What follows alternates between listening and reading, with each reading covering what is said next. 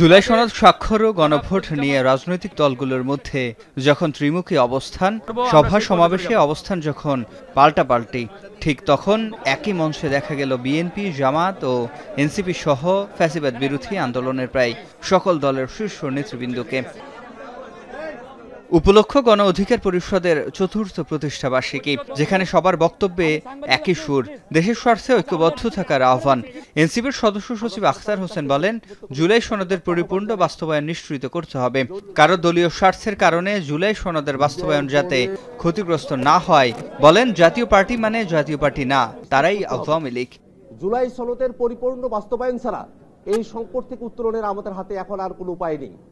বাংলাদেশের প্রত্যেকটা দলই আইনি ভিত্তি চায়, বাধা কোন জায়গায় আমাদের খুঁজে বের করতে হবে।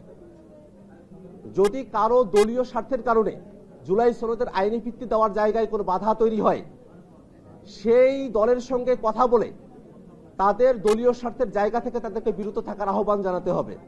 নির্বাচন ছাড়া সংস্কার বাস্তবায়িত হবে না। বিপ্লব করলেও শেষ পর্যন্ত পার্লামেন্ট লাগে, একটা সংসদ, একটা সংবিধান কিংবা যে কোনো কিছুকে বৈধতা দিতে। এ সময় রাজনৈতিক মতভেদ থাকলেও জাতীয় স্বার্থে সবাইকে ঐক্যবদ্ধ থাকার আহ্বান জানান জামায়াত ইসলামের সেক্রেটারি জেনারেল মিয়া গোলাম পরোয়ার। বলেন, জাতীয় নির্বাচনের অভিযাত্রাকে এগিয়ে নিতে হবে। ফ্যাসিবাদমুক্ত বাংলাদেশে একটি সুষ্ঠু গণতান্ত্রিক পরিবেশ, একটি নতুন বাংলাদেশ, একটি মানবিক বাংলাদেশ বিনির্মাণের পথে অনেক বাধা আমাদের আসবে। সেজন্য রাজনৈতিক মত পথের ভিন্নতা থাকার সত্ত্বেও আমরা যেন দেশ গঠনের মেজর ইস্যুতে যেন আমরা জাতীয় ঐক্যমত থাকতে পারি। এদিকে বিএনপি স্থায়ী কমিটির সদস্য আমির খুশু মাহমুদ চৌধুরী আন্দোলনের মাধ্যমে সংঘর্ষের রাজনীতি করে নির্বাচনকে বাধাগ্রস্ত না করার আহ্বান জানান। বলেন, দ্বিমত পোষণ করেও ভিন্ন মতকে শ্রদ্ধা জানানোর সংস্কৃতি ধরে রাখতে হবে। একই অনুষ্ঠানে দলের আরেক স্থায়ী কমিটির সদস্য সালাহুদ্দিন আহমেদ বলেন, জুলাই সনদ নিয়ে অসাংবিধানিক কোনো সিদ্ধান্ত নেওয়া যাবে না, যেটি পরবর্তীতে প্রশ্ন উঠবে।